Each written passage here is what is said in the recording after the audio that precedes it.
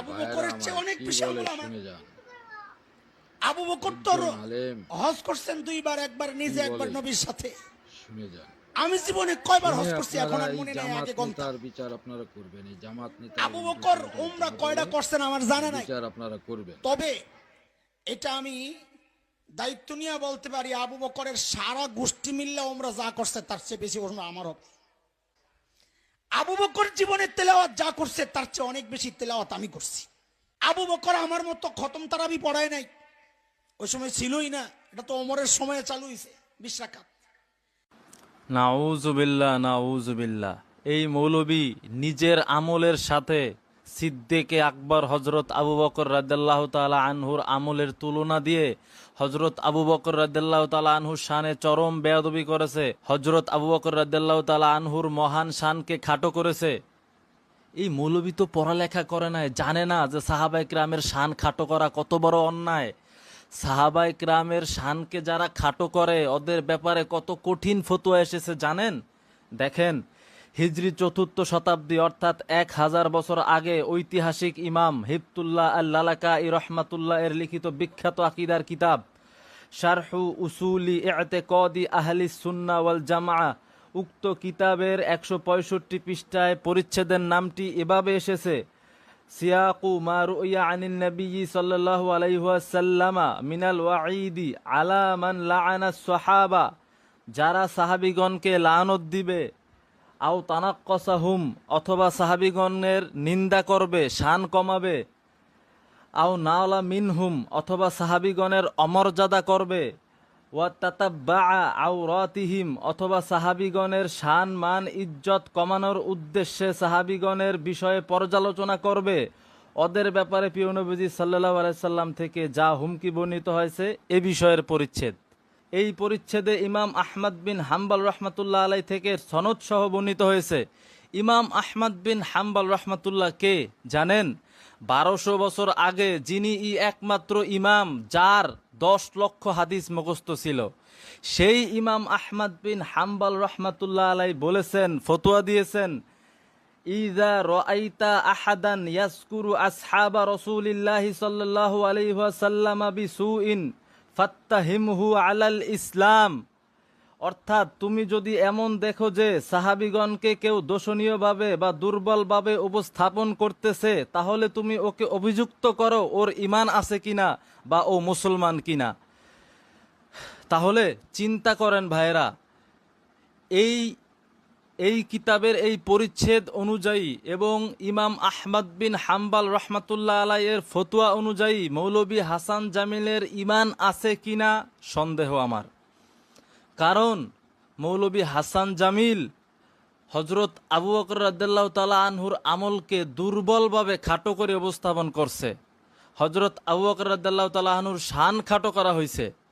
তাইলে ইমাম আহমদ বিন হাম্বল রহমাতুল্লাহ আলাইয়ের ফতোয়া অনুযায়ী সাহাবায়ে কিরামের শান কমানোর কারণে মৌলভী হাসান জামিল মুসলমান আছে কিনা আমার সন্দেহ। এরপরে দেখেন আরো কঠিন ফতোয়া। হিজরি 4th শতাব্দী অর্থাৎ 1000 বছর আগে ইমাম খাতিব আল বাগদাদি রহমাতুল্লাহর লিখিত বিখ্যাত কিতাব আল কিফায়া ফি ইলমির রিওয়ায়াহ 49 পৃষ্ঠায় স্পষ্ট লেখা আছে, আবু জুরআহ ইয়াকুলু ইযা রাআইতার রাজুলা ইয়ান্তাকিসু আহাদাম মিন আসহাবি রাসূলিল্লাহি সাল্লাল্লাহু আলাইহি ওয়াসাল্লাম ফাআলাম আন্নাহু জিন্দিক। 1200 বছর আগে ইমাম আবু জুরআ রহমাতুল্লাহ আলাই ফতোয়া দিয়েছেন, যখন তুমি দেখবে কোনো ব্যক্তি সাহাবীগণের মধ্যে যে কোনো একজন সাহাবীর শান খাটো করতেছে বা কোনো একজন সাহাবীর শান কমাচ্ছে, তাহলে তুমি জেনে রাখো ওই ব্যক্তি জিন্দিক।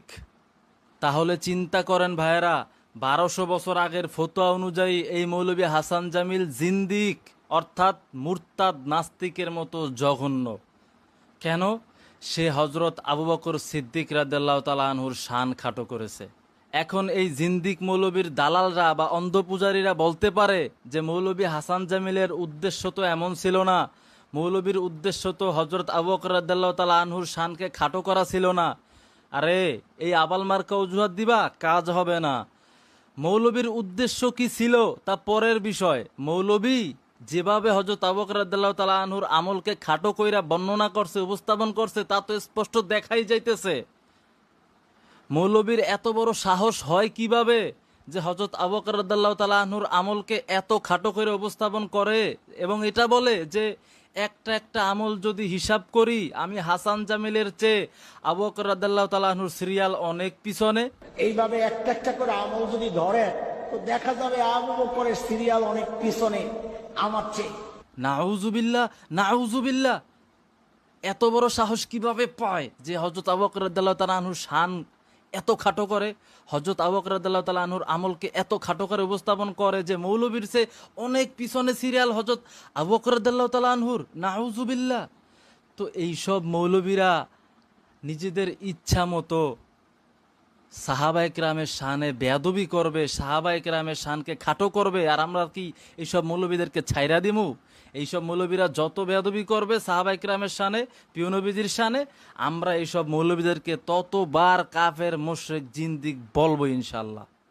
আর হাসান জামিলের অন্ধ পূজারীদেরকে বলতেছি যে তোমরা হাসান জামিলকে বাঁচানোর জন্য অনেক কিছু বলবা এবং বলবা যে না হাসান জামিলের পুরো বক্তব্য এমন না, তেমন না, এরকম না।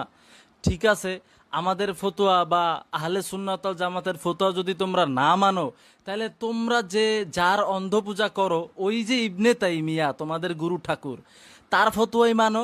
সে কি বলছে জানো? সে বলছে যদি আমলের দিক থেকেও সাহাবায়ে কেরামের আমল কম, সাহাবায়ে কেরামের আমলকে খাটো কইরা যদি কেউ উপস্থাপন করে, তাকে কাফের না বললেও তাকে শাস্তি দিতে হবে।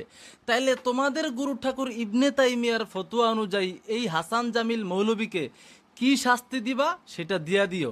ওর নিয়ত কি ছিল, ওর উদ্দেশ্য কি ছিল, এটা পরের বিষয়, কিন্তু সাহাবে কেরামের আমলকে এরকম খাটোভাবে, দুর্বলভাবে উপস্থাপন করছে, এইটার কারণে ওর উপরে শাস্তি প্রয়োগ হইবে ওদের গুরু ঠাকুরের ফতোয়া অনুযায়ী। তাইলে হাসান জামিলকে কি শাস্তি দিবা, সেই শাস্তি দিয়া